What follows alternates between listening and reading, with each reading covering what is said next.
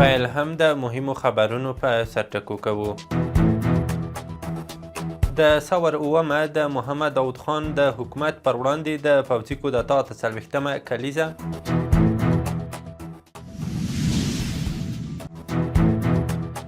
پر کونړ ولایت د پاکستان پوځي رژیم تازه توغندیز بریدونو کې مرګ ژوبله.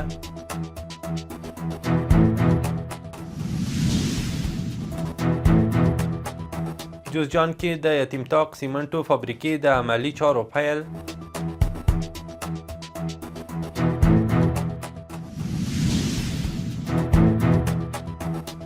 او روسیې ته د ایران د بهرنیو چارو د وزیر سفر. د واک ټلویزیون درنو لیدونکو سلام، وخت مو بخیر. نن دوشنبه د ثور اومه، اوس هم بشپړ خبرونه. نن د ثور اومه د افغانستان د خلق دیموکراتیک ګوند لخوا د محمد داود خان د حکومت پر وړاندې د پوځي کودتا کلیزې سره برابره ده. د خلق دیموکراتیک ګوند د 1959 کال د غویي په اومه کودتا وکړه. د وخت د ولسمشر محمد داود خان جمهوري نظام یې ړنګ کړ. وروسته د افغانستان خلک د خلق ګوند د حکومت پر ضد راپورته شول او د 1958 کال د مرغومي په شپږمه شوروي پوځیانو د خلق ګوند د واکمنۍ په ملاتړ پر افغانستان یرغل وکړ. اته څلوېښت کاله وړاندې دې کودتا د افغانستان د لومړي ولسمشر 15 کلنه واکمني پای ته ورسوله. د افغانستان د خلکو د مقاومت په پایله کې شوروي پوځیان د 1968 کال د سلواغې په 26مه له افغانستان وتلو ته اړ شول. بلخوا د افغانستان اسلامي امارت د غویي اومې کودتا په اړه په یوه اعلامیه کې ویلي چې د دې کودتا موخه دا وه چې کمونیستي اشغال ته زمینه برابره کړي او پر هیواد کمونیستي عقیده تحمیل شي. په اعلامیه کې د کودتا ترڅنګ د پخواني شوروي یرغل غندل شوی، خو د غویي اته مې د مجاهدینو د بریا ورځې په نوم هم یادېږي. ستایل شوې او لویه بریا بلل شوې ده.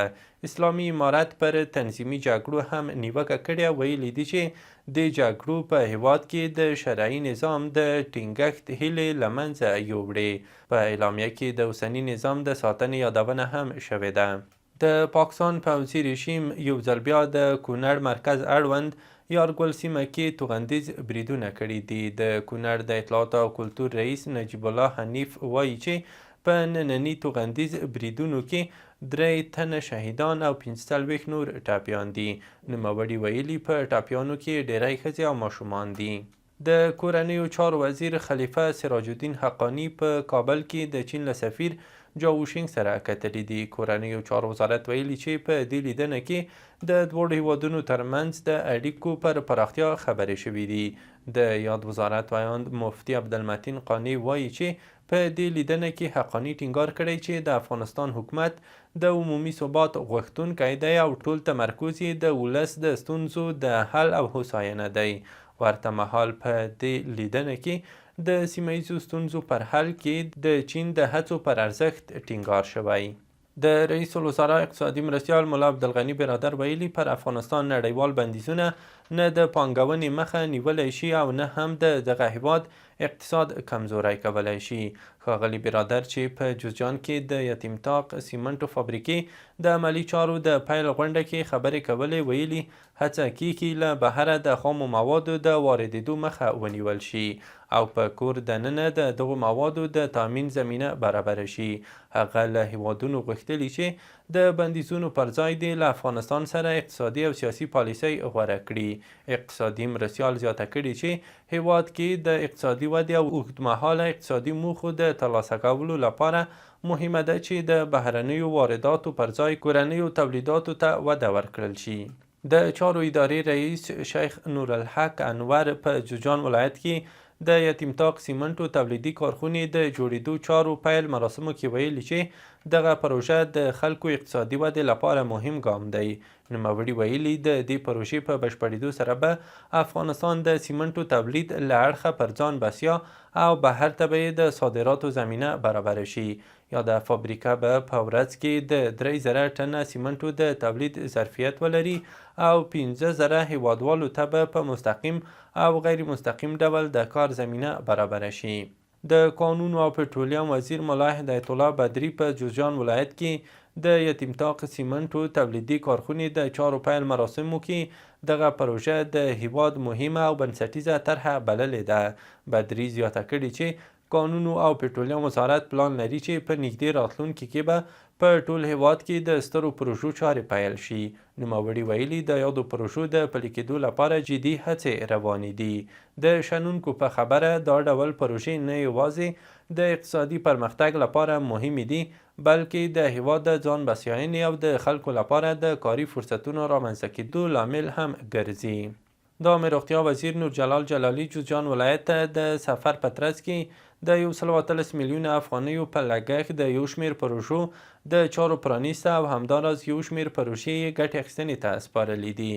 ګټې اخیستنې ته سپارل شویو پروژو کې د 14 میلیونه افغانیو په لګښت د جوزجان د 200 بستریز ولایتي روغتون د نویو زیږیدلو ماشومانو څانګې ودانۍ او همدارنګه د جوزجان فاریاب پر لویه لاره د یوه روغتیایي مرکز ودانۍ جوړول شامل دي.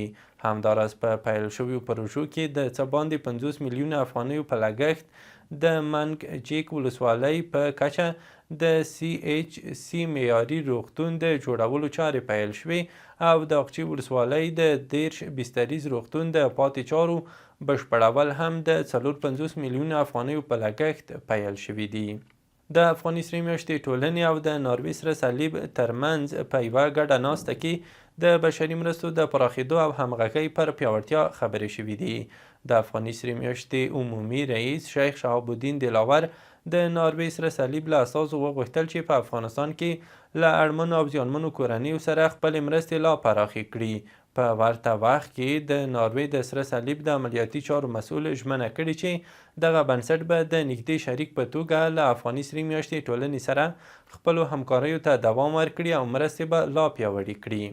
د افغانستان د نفت او ګازو شرکت په حیرتان بندر کې د کابل بانک نمبر 2 د نفتي ذخایرو د بیا رغونې پروژه بیا پیل کړې ده. د یاد شرکت د معلوماتو له مخې د دغو ذخایرو ټول ظرفیت 80,000 ټنه دی چې دا مهال یې 10,000 ټنه برخه فعاله شوې او د پاتې 40,000 ټنو د بشپړېدو چارې هم روانې دي. مسؤلین وایي د دې پروژې چارې له 19 کلن ځنډ وروسته بیا پیل شوي دي. ویل کېږي چې د دې پروژې په بشپړېدو سره به د هیواد د تیلو د زیرمه کولو ظرفیت لوړ شي او د انرژۍ سکتور ته به مهمه وده ورکړي. نړیوال بانک په خپل وروستي راپور کې وړاندوینه کړې چې د افغانستان اقتصاد به په 2025 کال کې شاوخوا 4 سلنه وده وکړي. د راپور له مخې دا وده د کورنۍ تقاضا د پیاوړتیا د خصوصي سکتور د پانګونې زیاتوالي او د کار بازار ته د راستنېدونکو کډوالو د جذب له امله اټکل شوې ده. خو راپور په عین حال کې خبرداری ورکړې چې په منځني ختیځ کې د جګړې دوام کولی شي د افغانستان پر اقتصاد منفي اغیز ولري. نړیوال بانک همدارنګه ټینګار کړی چې د افغانستان د سوداګرۍ لویه برخه پر ایران پورې تړلې ده. د راپور له مخې شاوخوا 80 سلنه سوداګري د ایران له لارې ترسره کیږي او که دا لاره وتړل شي نو اقتصادي وده به کمه او د انفلاسیون کچه به زیاته شي. یوه چینایي پانګوال په بغلان ولایت کې پر 10 هکتاره ځمکه د 4.5 میلیارد افغانیو په پانګونې د اوسپنې د ویلې کولو فابریکې جوړولو ته لیوالتیا ښودلې ده. د بغلان ولایت رسنیز دفتر ویلي چې د آفتاب شرق په نوم د یو چینایي شرکت مشر لی جیون د بغلان له والي عبدالرحمن حقانی سره کتلي او په دغه ولایت کې د 4.5 میلیارد افغانیو په پانګونې د اوسپنې د استخراج او ویلې کولو د یوې لویې فابریکې جوړولو په اړه خبرې کړې دي. چینایي پانګوال ویلي چې دا فابریکه به په 10 هکتاره ځمکه کې د 3 کلونو په موده کې جوړه او له 3 څخه تر 15,000 پورې کسانو ته به د کار زمینه برابره شي. د اماراتي شرکتونو عمومي ریاست ویلي چې د سمنګان ولایت د شباشک ډبرو سکرو له کان څخه هره ورځ 200 ټنه د ډبرو سکاره استخراجېږي. یاد شرکت ویلي چې د دغه کان د زیرمو د پلور تړون یې له 2 پانګوالو سره لاسلیک کړی دی. مسؤلین وایي چې په دغه کان کې 150 کسان په کار بوخت دي او د نورو کلونو په پرتله په تولید کې زیاتوالی راغلی دی. دوی زیاتوي چې د یاد کان د سکرو حرارت تر 6500 پورې رسیږي چې د کیفیت له اړخه هم پیاوړي دي.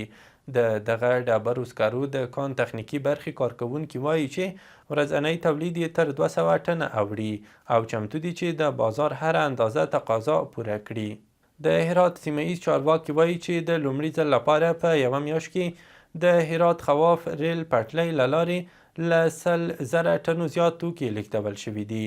د افغانستان د ریل پټلۍ د پراختیا د کنسرسیوم مسؤل ضیاء الحق رحماني د هرات له والي شیخ مولانا اسلام جار سره په لیدنه کې د انتقالاتو د پراختیا په اړه خبرې کړې دي. رحماني زیاته کړې چې د انتقالاتو د کچې زیاتوالی د هرات د ځایي ادارې د پرلهپسې هڅو پایله ده او ډاډ ورکړی چې د شته خنډونو د له منځه وړلو لپاره هڅې روانې دي څو له دې لارې انتقالات نور هم زیات شي. بلخوا د هرات والي هم په دغو لیدنو کې د ریلي انتقالاتو وروستیو لاسته راوړنو ته اشاره کړې او ویلي دي چې یوازې په یوه میاشت کې د روزنک له سټیشن څخه 111,000 ټنه توکي لیږدول شوي دي. هغه دا پرمختګ د ترانزیت په برخه کې مهم ګام بللی او ټینګار کړی چې د تخنیکي ستونزو له حل کېدو سره به د انتقالاتو کچه په میاشت کې تر 250,000 ټنو پورې لوړه شي. د ایران د بهرنیو چارو وزیر عباس عراقچي د روسیې سنت پیټرزبورګ ښار ته رسیدلی دی. د ایراني رسنیو د راپورونو له مخې ټاکل شوي چې نوموړی په دې سفر کې د روسیې له ولسمشر ولادیمیر پوتین او د بهرنیو چارو له وزیر سرګی لاروف سره لیدنې او خبرې وکړي. تمه ده چې په دغو لیدنو کې د دواړو هیوادونو پر سیاسي، اقتصادي او سیمه ییزو همکاریو خبرې وشي. د راپورونو له مخې د نړیوالو بازارونو په پیل کې نن د دوشنبې په ورځ د نفتو بیې له 2 سلنې زیاتې لوړې شوي دي. دا زیاتوالی د امریکا او ایران ترمنځ د مذاکراتو له درېدو او د هرمز تنګي له لارې د نفتو ټانکرونو پر تګ راتګ د محدودیتونو له امله رامنځته شوي دي. ویل کېږي د برنت کروډ یو بیرل بیه 102.55 ډالر ته رسیدلی او د ویسټ ټکزاس یو بیرل نفت بیا 96.24 ډالر ته لوړ شوی دی. وروستی خبر مو هم ده چې الجزیرې راپور ورکړی چې د امریکا ولسمشر ډونالډ ټرمپ اعلان کړی که ایران د جګړې د پای ته رسولو لپاره مذاکراتو ته لیواله نو کولی شي له امریکا سره اړیکه ونیسي. د راپور له مخې ټرمپ له رسنیو سره په خبرو کې ویلي چې ایران د خبرو د پیل لپاره د زنګ وهلو غوراوی لري. نوموړي زیاته کړې چې باوري دی له ایران سره جګړه به ډیر ژر پای ته ورسیږي او ادعا یې کړې چې امریکا به بریالی وي. له ملتیا مو مننه. وروستي او مهم خبرونه مو هم دومره وو.